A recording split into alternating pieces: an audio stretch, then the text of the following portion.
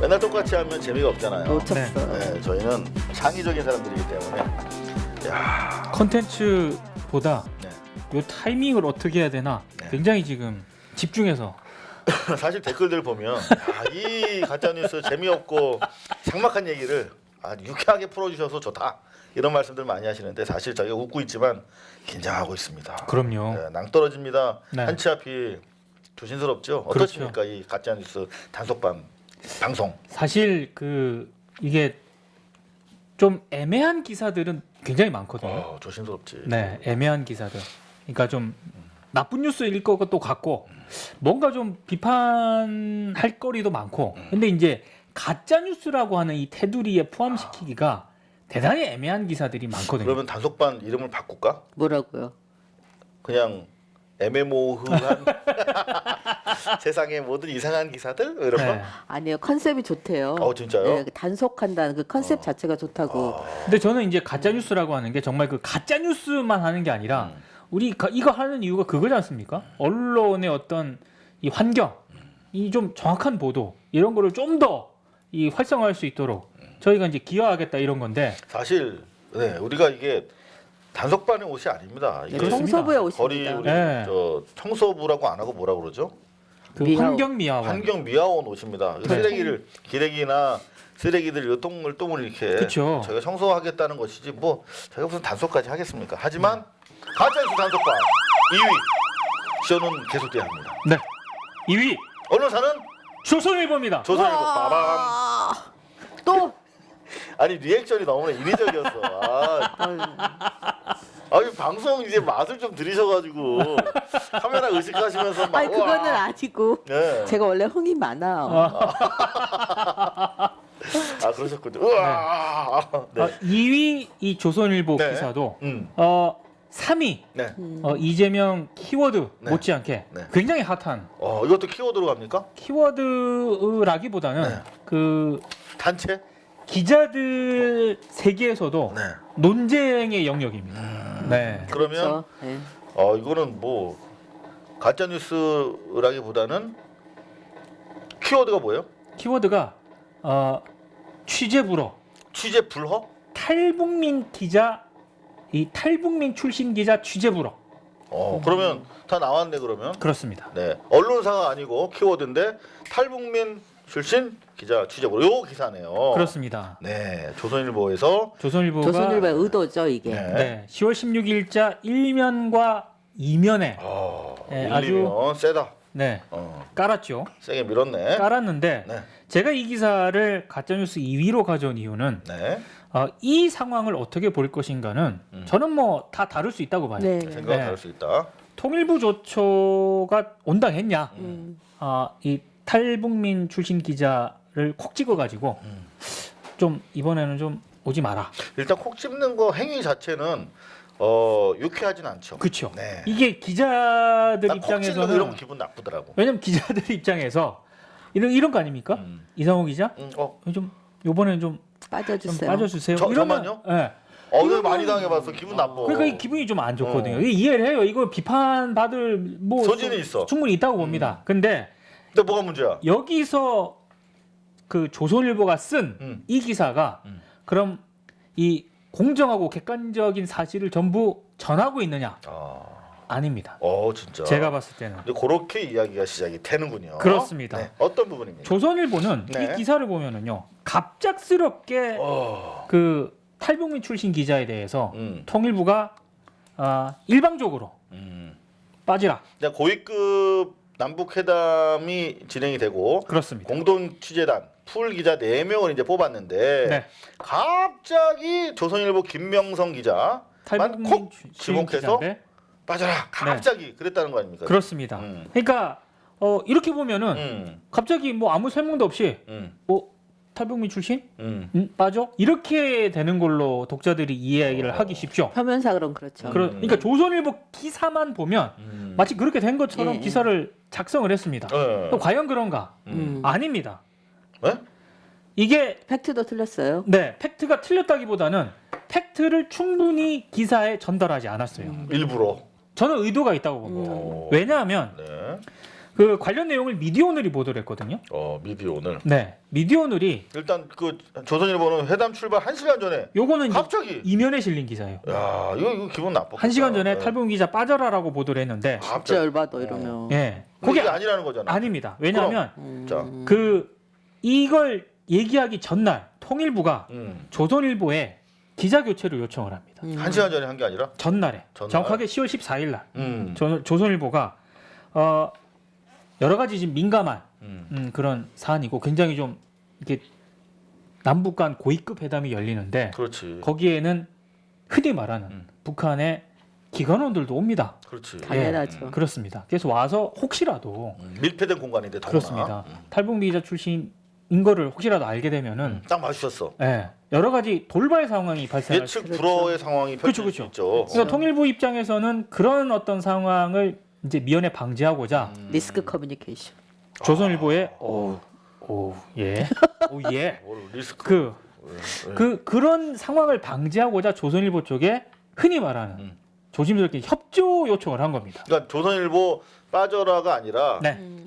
김명영 기자인가요? 네. 말고 조선일보 기자들 더 많으니까 그렇죠. 조선일보 출입하는 기자들 네. 다른 기자로 교체해주면 좋겠다라고 했겠죠. 네. 계속해서 좀 교체 이런 사정이니 교체를 해줬으면 좋겠다. 협조 요청을 계속했다는 거죠. 그렇습니다. 근데 어찌됐든 그 요청에 대한 판단은 조선일보가 하는 거지 그렇죠. 않습니까? 요청이 정당했느냐 아니냐 그리고 수락할까 말까는 조선일보의 판단이지만 네. 최소한 출발 1시간 전에 버럭 덥석 아니라는 거죠. 이건 아니라는 거죠. 네. 예. 근데 왜 이런 부분에 대해서는 조선일보가 충분히 기사에 안 담았느냐? 저는 굉장히 의도성이 있다라고 생각을 합니다. 그리고 이거는 그냥 제 사견이라는 걸 전제로 네. 통일부의 그런 요청이 과연 무리한 요청인가? 저는 아니라고 봐요. 전 충분히 통일부 입장에서 할 수 있는 요청이고요. 조선일보가 만약에 취재할 기자가 그 기자밖에 없다. 그래서 어쩔 수 없이 그 기자를 내보내야 된다라고 하면 이해를 하겠어요. 조선일보의 기자가 한 명밖에 없어. 네. 그러면 조선일보로서는 좀 난감하겠죠. 네. 그래서 상황 설명을 하고 이 기자를 보낼 수밖에 없다라고 통일부에 얘기를 하겠어요. 제가 만약에 조선일보 편집국 간부라면. 근데 조선일보에 취재할 수 있는 기자 제가 알기로는 많은 걸로 알고 있거든요. 많죠. 예. 굳이 이 기자를 고집할 통일부가 이렇게 협조 요청을 했는데도 불구하고 고집할 이유는 저는 없다고 봅니다. 그래서 조선일보가 이걸 안 굽혔기 때문에 상황이 이렇게 된 거 아니겠습니까? 그러니까 저는 통일부가 비판받을 소지가 충분히 있지만 상황이 이렇게까지 된 데에는 저 조선일보 책임도 있다고 봐요. 조금 있는 게 아니고 조선일보는 이 상황을 만든 거죠, 실은. 자초한 거지. 그렇지. 그리고 즐기는 이 프레임을 거야. 만든 거예요. 사실은 저도 그 얘기를 하고 싶었는데 저는 차마 그렇게는 못 왜요? 하겠고 아니 그러니까 왜 참아 왜 못해? 그러니까 추정이니까. 그러니까 왜 조선일보가 굳이 이 기자를 고집을 했을까? 그러면 당연히 통일부 쪽에서는 취재를 불허할 것이고. 근데 이건 추정이 아니라 이 사람아. 이거 이거 추정이죠. 기본적으로 스트레이트를 보면 네. 이런 파국을 피할 수 있었잖아 조선일보 입장에서는. 저는 그렇게 생각을 합니다. 그러면은 그 전에 다른 기자 넣고 스무스하게 해결하면 되는데 네. 정부에서 이 꺼리는 걸 알면서도 강행을 해서 결국은 통일부가 저런 식으로 나오도록 유도한 혐의는 충분히 있잖아요. 그렇습니다. 그러면 결국은 왜 했을까요? 남북 회담의 균열을 만들어서 결국은 다시 냉전의 시대로 돌아가자. 그렇죠. 평화가 싫은 거지. 그렇게 얘기를 못해요. 왜 못해요? 죄송합니다. 이거는 진짜 아무튼 저는 이 조선일보 기사는 가짜예요, 가짜 뉴스. 굉장히 의도성이 짙은 기사고요. 독자로 하여금 최소한 공정하고 객관적인 상황 판단을 하게끔 모든 사실을 다 이 기사에 반영하지 않았다. 자기한테 불리할 수 있는 이 팩트는 솔쩍 뺐다. 굉장히 악의적인 기사입니다. 그런 가운데 조선일보 노조에서 이를테면 사측의 그런 문제점을 지적하는 네. 글을 썼네요. 통일부의 조처를 비판하긴 했습니다만 조선일보 노조에서 노보를 냈거든요. 10월 16일자로 노보를 내는데 저희가 지금 얘기한 거 있지 않습니까? 이 논조로 조선일보가 비판을 합니다.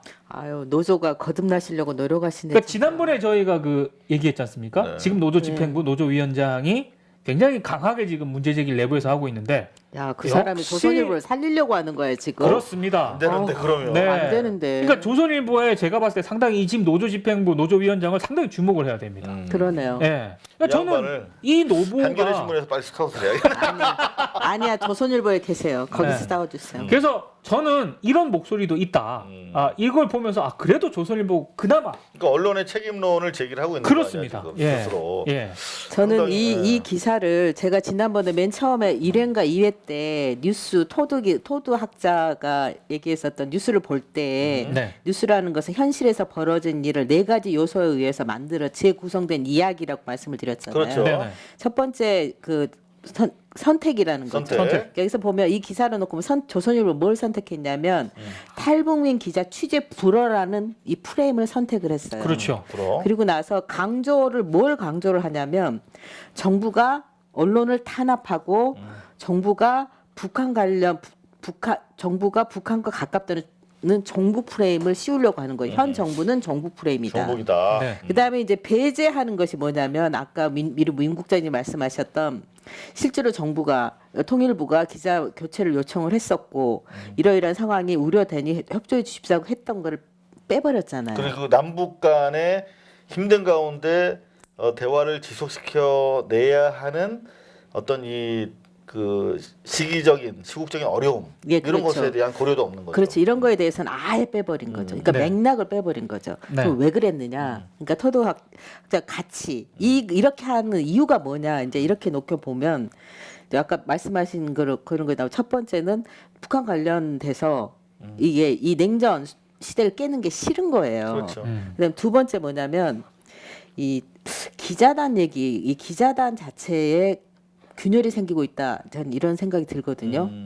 아까 우리 이상호 기자님 먼저 말씀을 하셨는데 이게 지금 보시면 통일부 공동 취재단에서 4명의 기자단이 있어요. 그러니까 4명의 기자들이 기자단에게 북한에 관한 그런 취재를 정부가 해주십시오 하고 4명만 같이 가서 취재를 하는 거예요. 그렇죠. 풀로 4명을 선정한 그렇죠. 거지. 네. 77명의 기자가 통일부에 등록이 돼 있어요.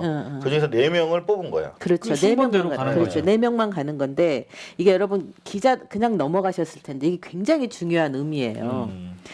그 기자단이라고 하는 것은 정부와 언론 간의 권한 유착의 큰 하나의 기둥이에요. 정부가 있으면 기자단이라는 줄기가 있다고요. 이 기자단 자체에 대해서 협력 관계예요. 이 기자단은 언제부터 있었냐면 일제 시대부터 있었어요. 일본이 그 조선일보 동아일보뿐만 아니라 한국에 있는 기자들에게도 정부 관련된 소식이나 이런 거를 이 기자단에 들어온 사람에게만 기사를 주니까 네. 광고도 주니까 그러니까 여기에 들어가야만 하는데 이 사람들하고만 거래가 되는 거예요. 그러니까 암묵적인 그런 카르텔 형성이 되는 그렇죠. 거죠. 이 역사가 일제 시대 때도 네. 심지어 미 군정 때도 이른바 3년간의 기자단 기자실 네. 문화가 이렇게 된 거죠. 근데 기자실 문화는 실은 박정희 때 생겼고요. 이 기자단 끼리끼리 이 문화는 역사는 일제 미 군정 그다음 이승만 때도 있었고요. 근데 실제로는 완전 특권 의식처럼 특권 딱 그 세트가 된 거는 박정희 1963년 박정희 때부터 언론을 통제하기 위해서 짝짝꿍이 시작되는 거죠. 그러면서 권력을 나눠 갖는 거죠. 그러면서 긴밀한 관계가 전두환 정권 때까지 들어오면서 이제 완전히 조중동이 독점 신문 권력이 될 때까지 그렇죠. 형성이 기자단은 되죠. 더구나 이제 조중동이 주로 그렇죠. 주도하는 그런 기자 사회죠. 네. 왜냐하면 그 박정희 정권의 그 채찍과 당근의 이런 미디어 정책으로 인해서 성장이 큰 대기업으로 성장을 했거든요. 네. 그런데 이제 여기에 균열이 생기기 시작한 게 노태우 정권 때부터 균열이 노무현. 아니요 노태우. 노태우. 그러니까 그 언론 그 신문법이 개정이 되면서 신문 시장이 이제 정부 통제에서 시장 통제 시장으로 넘어가요. 그래서 대대적으로 한겨레 신문도 생기고 국민일보도 생기고 막 문화일보도 생기고 신문이 직면되고 또 많은 신문이 생기면서 90년대 시장 경쟁 체제로 들어갑니다. 이제 이때부터 이제 기자단에 그전에는 당연하게 느꼈는데 기자단 자체에 대해서 균열이 생기기 시작하는데 여전히 유지가 되고 있죠. 그러면서 이제 뭐 이상호 기자가 그때 KT 노무현 KTV.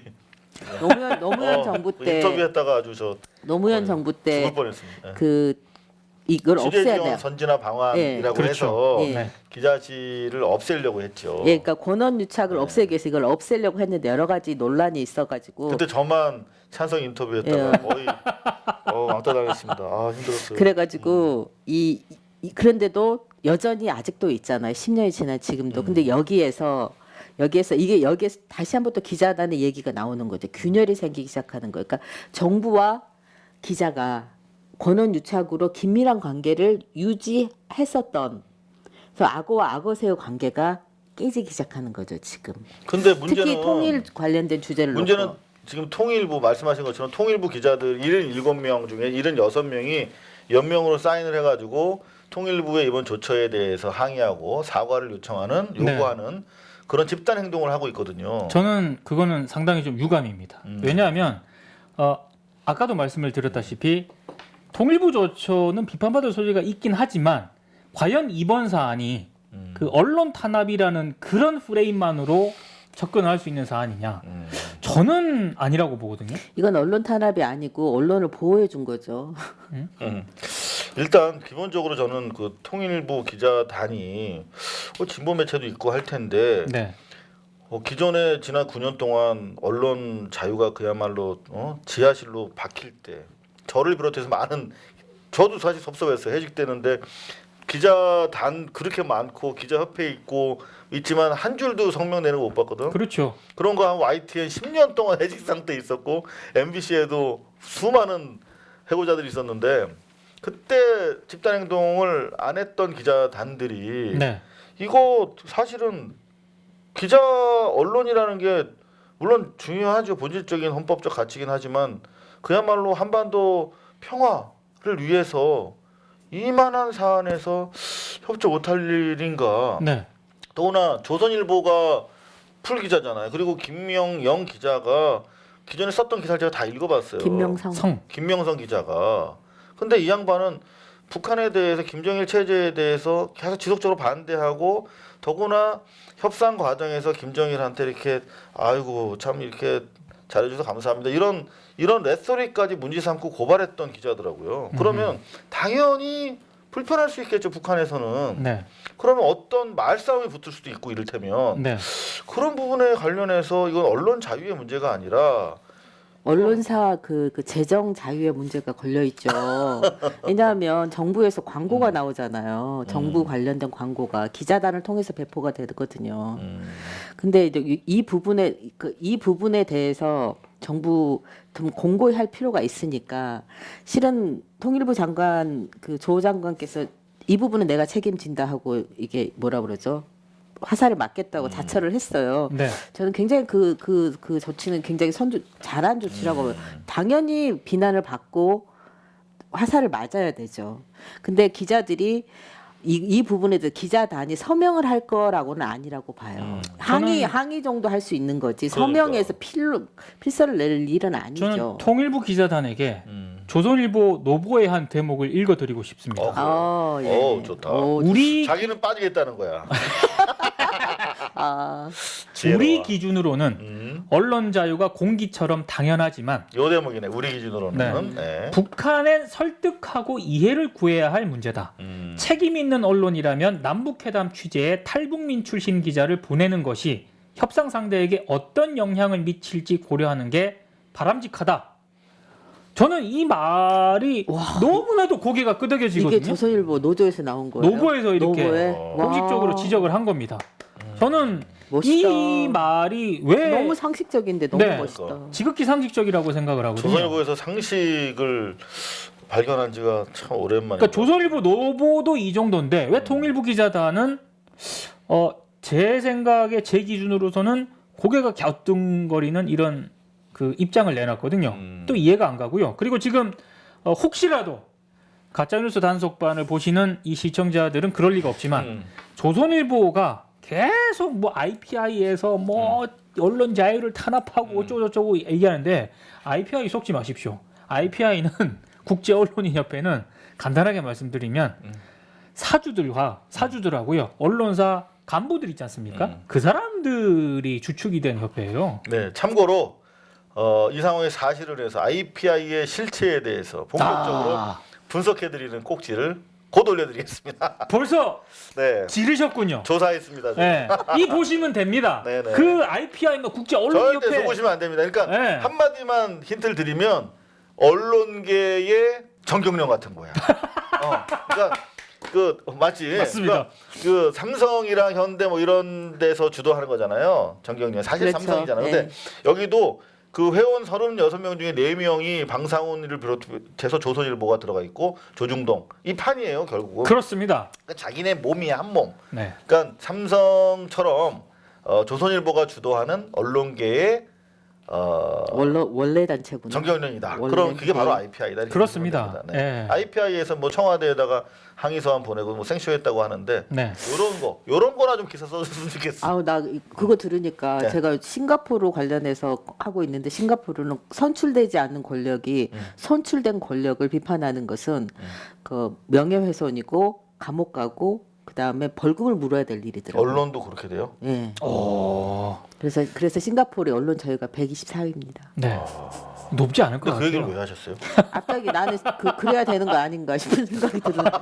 너무 아니, 언론 그러면 안 자유를 되시죠. 그러니까 그건 곤란합니다. 여하튼 그러면 조선일보만 콕 집어서 싱가포르로 보내드리는 거. 그러면 감옥 다 가요. 그 당시일까 전부 다.